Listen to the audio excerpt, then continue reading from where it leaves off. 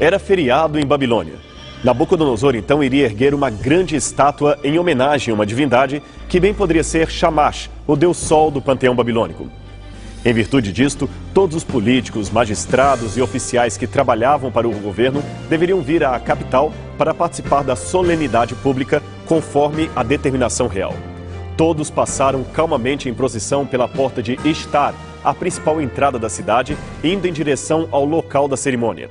Nabucodonosor inauguraria ali uma estátua praticando o que os babilônios chamavam de Shu-Ilá, ou seja, uma prece com a mão levantada. Ela tinha este nome porque era recitada com a mão direita erguida à altura do rosto ou ambas as mãos erguidas para o céu. O rei, como era de costume, já tinha uma oração particular escrita por algum sacerdote que trazia o seu nome no lugar do suplicante. A Shu-Ilá geralmente era feita em ocasiões muito especiais, como por exemplo, quando havia medo de que o reino caísse na mão de povos estrangeiros. E Nabucodonosor compartilhava deste receio desde que o profeta Daniel interpretou-lhe um sonho envolvendo uma grande estátua e dizendo que no futuro um reino inferior ao seu haveria de conquistar a Babilônia. Esta história está em Daniel, capítulos 2 e 3. À hora da prece, uma música seria tocada por vários instrumentistas reais e todos, a uma, deveriam prostrar-se enquanto o rei orava e os sacerdotes ofereciam sacrifícios para a divindade protetora do reino. Todos se prostraram diante do ídolo pagão, menos, é claro, Sadraque, Mesaque e Abdenego, os três companheiros do profeta Daniel.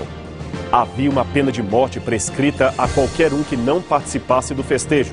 Mesmo assim, eles não cederam em sua fidelidade para com Deus. A mensagem de advertência do famoso livro do Apocalipse retoma este episódio da Babilônia, ocorrido há 2.600 anos, para descrever uma situação semelhante que terá lugar em breve no futuro do mundo, quando o chamado Anticristo começar a governar as nações. Diz o texto: "E foi dado ao dragão, figura mitológica para simbolizar o maligno, comunicar fôlego à imagem da besta, símbolo apocalíptico do anticristo, para que não só a besta falasse, como ainda fizesse morrer todos quantos não adorassem a imagem da besta." Apocalipse capítulo 13, verso 15. É difícil estabelecer nos mínimos detalhes todas as nuances desse decreto futuro.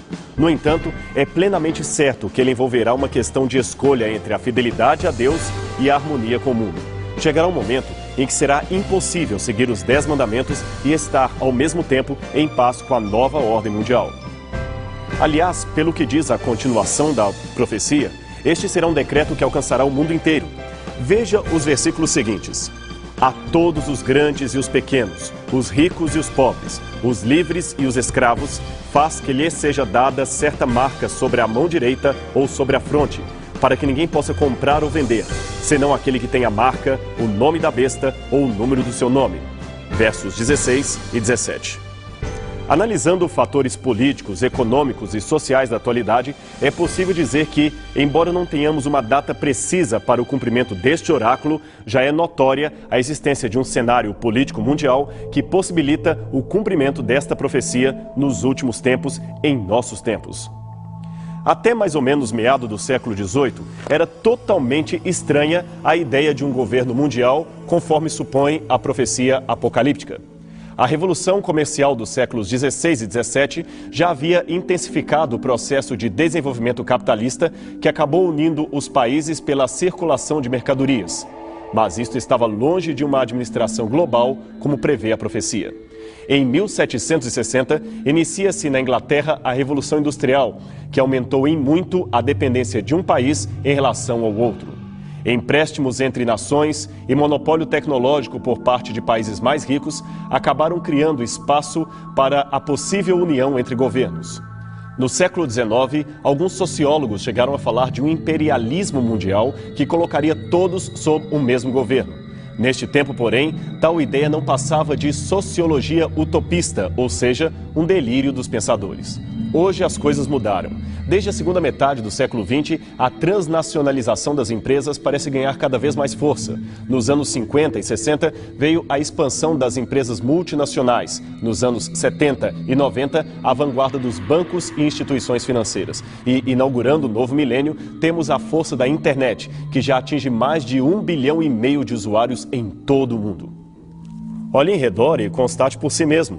O nosso mundinho tornou-se de fato uma aldeia global. As distâncias são encurtadas pela tecnologia e as fronteiras tornaram-se um sistema que tem os dias contados. Você liga a TV e assiste diretamente do Japão uma partida de beisebol, que aliás é jogo dos americanos. Encontra-se com um amigo que acaba de chegar da Rússia e ele lhe conta que comeu hambúrguer com refrigerante Diet na Praça Vermelha, em Moscou. Em Israel, garotinhos árabes e judeus vestem juntos camiseta da seleção brasileira e pedem autógrafos a um jogador que pretendia passar férias em determinado lugar onde achava que não era conhecido. Depois de tudo isto, você se dá conta que, na verdade, o mundo está no seu quintal, ou melhor, na tela do seu computador. Estamos vivendo a era da globalização. A coisa, no entanto, vai muito mais além do que uma simples universalização de costumes. No mundo civilizado, aprofunda-se cada vez mais a desigualdade entre países ricos e pobres, países bem ou mal desenvolvidos. Intensifica-se a competitividade comercial e, com isto, aumentam-se os riscos de desemprego, crise econômica e outros fatores. Quem não se viu ameaçado por um crash econômico ocorrido na Europa ou nos Estados Unidos? Quem não teme ser vítima da queda de uma bolsa de valores em outra parte do mundo? Ou ainda oferecer para a herança de seus filhos um planeta morto em consequência dos crimes ambientais cometidos por todos os países. No mundo globalizado, todos ficam vulneráveis à informática, ao ritmo das bolsas de valores e outros fatores atuais. Aliás, atualmente, são negociados mais de 1,4 trilhão de dólares em ações internacionais, onde o investidor de um país leva o seu capital para outro país estrangeiro. Entre 1984 e 1992, o fluxo internacional de bens e serviços saltou de 3,5 trilhões para 7,5 trilhões de dólares por ano, um crescimento sem precedentes na história econômica mundial. Dentro desse contexto, se um país se isola ou dita suas próprias leis, pode ser excluído por outras economias e perder os capitais, informações e tecnologias vindas de outros países. Aliás, foi exatamente esta situação que acabou derrubando gigantes independentes como a Rússia e todo o conglomerado que perfazia a ex-União Soviética. Outra importante questão decorrente da globalização capitalista, sobrepondo-se à economia dos países, é a de ordem monetária. O comércio e as negociações financeiras internacionais tornaram urgente a criação de um regime estatal ou estável de câmbio, isto é, uma paridade entre as moedas. O melhor, na opinião de muitos governantes e economistas, é criar um dinheiro mundial que circule livremente pelos países sem obstáculos criados por políticas particulares, nem interesse próprio de uma única nacionalidade. Foi neste quadro que os países ligados à União Europeia se adiantaram, definindo a criação do euro, que seria uma moeda regional válida desde 1998. Esta cobertura e subordinação das nacionais economias, somada à vulnerabilidade das moedas nacionais e o fluxo para o capital estrangeiro, acabou levando muitos governantes a discutir o futuro sistema integrado da economia mundial. Foi neste caso o encontro, por exemplo, ocorrido em 1995, que envolveu o chamado G24, ou o grupo dos 24 países representantes das nações em desenvolvimento da América Latina, Ásia e África. O G24 defendeu a criação de um sistema econômico e monetário internacional que teria como mediador os Estados Unidos através do Fundo Monetário Internacional. Longe, porém, de um equacionamento à altura da globalização capitalista, o sistema monetário internacional continua progredindo rumo a uma futura concretização que, na opinião de muitos, tornou-se um destino inevitável. Como preparativo para esta futura realidade global, os países já estão há algum tempo se organizando em blocos econômicos, NAFTA, União Europeia, Mercosul, Bloco do Pacífico, que realizam hoje mais de 60% de todas as trocas comerciais do planeta. Não obstante todas essas previsões futurísticas, é importante demarcar que a miséria, a fome e outros males sociais ainda constituem problemas que estão longe de serem solucionados.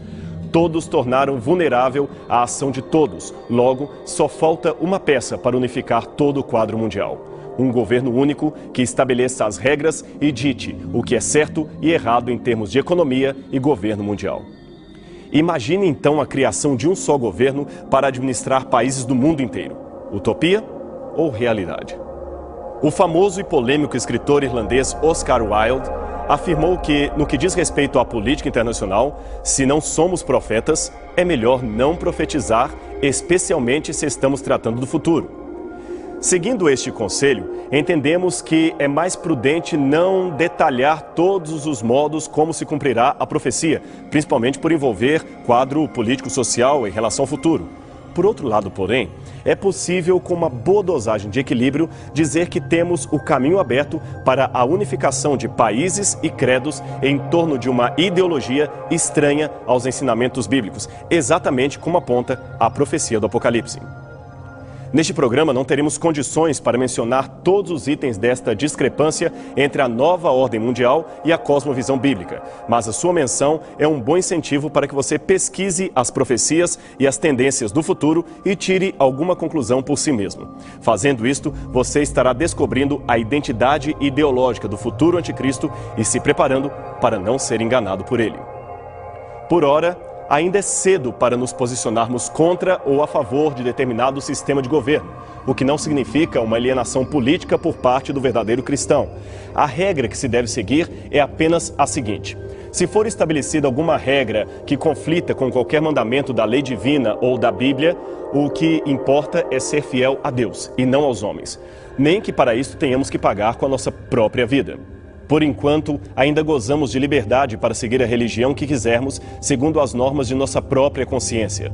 Porém, chegará o dia em que deveremos tomar uma dramática decisão contra ou a favor de Cristo. Para coisas envolvendo a espiritualidade, não existe neutralidade, não existe meio termo. Mudando um pouquinho de assunto, mas permanecendo dentro do quadro profético de um predito fim do mundo, podemos citar também as crises ecológicas que ameaçam o planeta. Hoje, a preocupação com o fim da vida na Terra extrapolou em muito a questão nuclear ou os que estudam profecias relacionadas ao juízo final. A cada dia, vê-se o meio ambiente morrer aos poucos na progressiva destruição das florestas, na redução da água potável e no empobrecimento da biodiversidade. Segundo o Programa de Desenvolvimento das Nações Unidas, se esta situação não for rapidamente corrigida, o mundo verá decretado em pouco tempo o fim da humanidade. Só para ter uma noção, a água potável do planeta passou de 17 mil metros cúbicos de água em 1950 per capita para 7 mil em 1998. Nesta proporção, chegaremos a 2050 com uma população mundial estimada em 9,5 bilhões de habitantes, dos quais 1 ou 2,5 bilhões não disporão de água regular potável para beber. Hoje já são 132 milhões de pessoas vivendo nesta situação.